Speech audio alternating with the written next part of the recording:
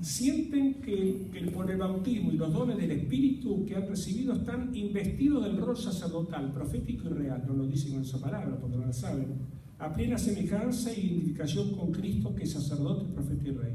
Así son partícipes de un reino que actúa por dentro de la historia humana, no como signo de poder, sino como de servicio. Bueno, estas son como características, 18 características que he extractado de mi experiencia y bueno, también de algunas cosas que he leído y de los documentos de la Iglesia también que hablan de estas cosas. En segundo lugar, voy a citar rápidamente también, por si el tiempo nos da, el documento de Puebla. Ya el documento de Puebla uno de los primeros documentos después de Medellín, ¿no es cierto?, que nos habla de esta piedad popular. En el documento de Puebla 444.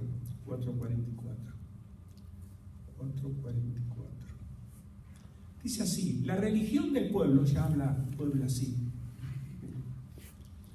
religiosidad popular o piedad popular, entendemos el conjunto de hondas creencias selladas por Dios, de las actitudes básicas que de esas convicciones derivan y las expresiones que las manifiestan. Se trata de la forma o de la existencia cultural que la religión adopta en un pueblo determinado. La religión del pueblo latinoamericano, en su forma con natural más característica, es expresión de la fe católica, es un catolicismo popular, que va a tener en sus diversas geografías diversas connotaciones o características, que no tienen por qué ser iguales. Y más adelante dice, con diferencias y a pesar del pecado siempre presente, la fe de la Iglesia ha sellado el alma de América Latina. Lo dice Juan Pablo II, cuando visitó Sopapán, marcando su identidad histórica esencial y constituyéndose en la matriz cultural del continente, de la cual nacieron los nuevos pueblos. Claro, con aportes de África, pueblos indígenas, los pueblos ibéricos, las dos lenguas, castellana y portuguesa, etc. El Evangelio encarnado, dice, la religiosidad del pueblo en su núcleo es un acervo de valores que responden con sabiduría cristiana a los grandes interrogantes de la existencia. La sapiencia popular católica tiene una capacidad de síntesis vital, así conlleva creadoramente lo divino y lo humano. Cristo y María, espíritu y cuerpo, comunión e institución, persona y comunidad, fe y patria, inteligencia y afecto. No separa las cosas, las une. Dice, esa mente, esa sabiduría es un humanismo cristiano que afirma radicalmente la dignidad de toda persona como hijo de Dios. Establece una fraternidad fundamental, enseña a encontrar la naturaleza y a comprender el trabajo y proporciona las razones para la alegría y el humor, aún en medio de una vida muy dura. Esta sabiduría es también para el pueblo un principio de discernimiento, un instinto evangélico por el que capta espontáneamente cuando se sirve en la iglesia al evangelio y cuando se lo vacía y se lo asfixia. Un poquito más adelante voy a decir esto. La religiosidad popular, si bien sella la cultura de América, no se ha expresado suficientemente en tal organización de nuestras sociedades y estados. Bueno, esa es toda una problemática que debe saltear.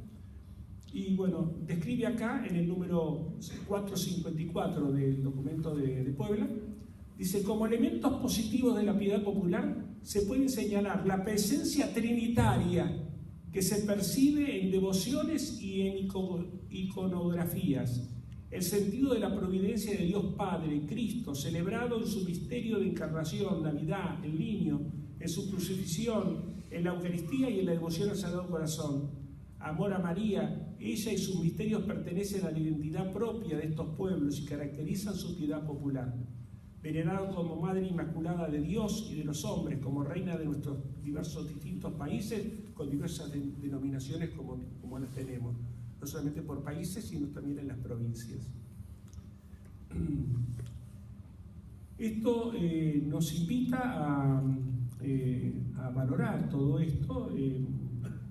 La fe se sitúa en el tiempo, con sus fiestas y sus lugares santuarios y templos, donde se expresa la sensibilidad hacia la peregrinación como símbolo de la existencia humana y cristiana. Es muy importante el tema de la peregrinación, el respeto filial a los pastores como representantes de Dios, la capacidad de celebrar la fe en forma expresa y comunitaria, la integración honda de los sacramentos y de los sacramentales en la vida personal y social, el afecto cálido por la persona del Santo Padre, la capacidad de sufrimiento y heroísmo para sobrellevar las pruebas y confesar la fe, el valor, la oración y la aceptación de los demás.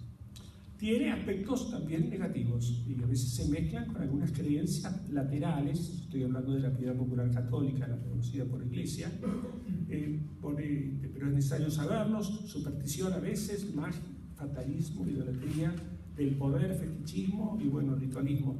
Hay una cantidad de cosas que uno como pastor tiene que tener atento para poder separar el trigo de la cizaña, para poder conducir al pueblo por lo mejor de su experiencia. Bueno, con esto doy el documento de Puebla en página número 469. Sí, ya estamos llegando, ya es prácticamente el mensaje que yo quería darles de Puebla, para que ustedes vean que no es solamente una idea mía, esto sí no está sacado y asentado en los documentos. El documento de Puebla, en ese sentido, es uno de los documentos que abrió caminos que luego nosotros en conferencias episcopales van a sentir. Voy a ir a Aparecida ahora, voy a saltear un poquito después de Medellín y de Santo Domingo, y voy a ir a Aparecida. Tengo el documento de Aparecida, y voy a hacer alguna lectura también de Aparecida, para que ustedes vean cómo este lenguaje en Aparecida es asumido. Número 258. Es interesante porque en Aparecida es el primer documento que no solamente va a hablar de piedad popular, sino de mística popular. Eso es muy importante. Y donde estuvo Bergoglio, como el supervisor de todo el texto. Esto es muy importante también. Dice: el Santo Padre, está hablando de Benedicto XVI, que inauguró Aparecida, destacó la rica y profunda religiosidad popular en la cual aparece el alma de los pueblos latinoamericanos, y la presentó como, citó, el precioso tesoro de la Iglesia Católica en América Latina. Fin del texto. Y sigue el texto acá, Aparecida. Invitó a promoverla y a protegerla. Esta manera de expresar la fe está presente de diversas formas en todos los sectores sociales, no solamente el popular allá abajo, sino también en sectores más altos de la sociedad. También esa piedad popular está en todos, y por eso es bueno que cual sea el estatus o el estrato en el cual vivamos, podamos reconocer en nosotros la presencia del Espíritu que se nos da, para que nosotros podamos inculcarlo y llegar entonces incluso a otros niveles sociales. Dice: la religión del pueblo, dice, esta manera de expresar la fe está presente de diversas formas en todos los sectores sociales, en una multitud que parece que merece nuestro respeto y cariño, porque su piedad refleja una sed de Dios que solamente los pobres y sencillos pueden conocer. La religión del pueblo latinoamericano es expresión de fe católica, es un catolicismo popular. Retoma lo de Puebla. Es un catolicismo popular profundamente inculturado, que contiene las dimensiones más valiosas de la cultura latinoamericana.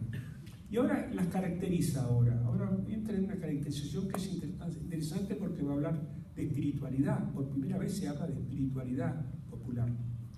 Dice en el número 259: entre las expresiones de esta espiritualidad, todavía no se adelantó a explicitar qué es espiritualidad, pero lo pone. se cuentan las fiestas patronales, las que ustedes van a hacer el 22 acá, las novenas, los rosarios, el Vía Crucis, las procesiones, las danzas y los cánticos del folclore religioso, el cariño a los santos y a los ángeles, las promesas, las oraciones en familia. Destacamos las peregrinaciones donde se puede reconocer al pueblo de Dios en camino. Allí el creyente celebra el gozo. Miren qué hermosa página, esta es experiencial casi, el que ha escrito esta página para Aparecida. Dice, allí el creyente celebra el gozo de sentirse inmerso en medio de tantos hermanos, caminando juntos hacia Dios que los espera. Cristo mismo se hace peregrino y camina resucitando entre los pobres. La decisión de partir hacia el santuario ya es una confesión de fe. El caminar es un verdadero canto de esperanza y la llegada es un encuentro de amor, como ustedes lo experimentarán acá también. Con qué amor se dirigen a Santa Rita, y yo no todo nunca, pero me imagino así como es por el Señor de los Milagros de Mailín, otras devociones que he compartido más. Dice, la mirada del peregrino, es el texto de Aparecida se deposita sobre una imagen que simboliza la ternura y la cercanía de Dios. Llama la atención la palabra ternura, la va a utilizar mucho en este documento, y esta es palabra de Bergoglio, la ternura. Y todavía el vocabulario que ahora utiliza como Papa habla de la ternura con bastante frecuencia. Dice, la decisión de partir, bueno, ya está. La mirada del peregrino se deposita sobre una imagen que simboliza la ternura y la cercanía de Dios. El amor se detiene, contempla el misterio, lo disfruta en silencio. También se conmueve, derramando toda la carga de su dolor y de sus sueños. La súplica sincera que fluye confiadamente es la mejor expresión de un corazón que ha renunciado a la autosuficiencia, reconociendo que solo nada puede hacer. Un breve instante condensa una viva experiencia espiritual. Miren qué hermoso texto de Aparecida, experiencial. 260, en el documento de Aparecida. Allí el peregrino vive la experiencia, es muy importante, la experiencia de un misterio, ahí viene ya la palabra mística, del misterio, vamos a hablar después un poquito sobre el sentido de mística, que lo supera, no solo de la trascendencia de Dios, sino también de la Iglesia que trasciende su familia y su barrio. En los santuarios, muchos peregrinos toman decisiones que marcan sus vidas. Estas paredes contienen muchas ilusiones, esas paredes contienen muchas historias de conversión, de perdón y de dones recibidos que millones podrían contar. Si uno pudiera escribir todas las cosas que han resonado acá al lado de Santa Rita, podría decir lo mismo. 261. La piedad popular penetra delicadamente la existencia personal de cada fiel. No solamente se expresa en el templo, sino la vida personal de cada uno. Dice, y aunque también se vive en una multitud, no es una espiritualidad de masas. En distintos momentos de la lucha cotidiana, muchos recurren a algún pequeño signo de amor de Dios, un crucifijo, un rosario, una vela que se enciende para acompañar a un hijo en su enfermedad, un Padre Nuestro musitado entre lágrimas, una mirada entrañable a una imagen querida de María, una sonrisa dirigida al cielo en medio de una sencilla alegría. Miren que todos términos experienciales con que los fieles se dirigen a Dios, y quizás nosotros también lo hemos hecho o lo hacemos.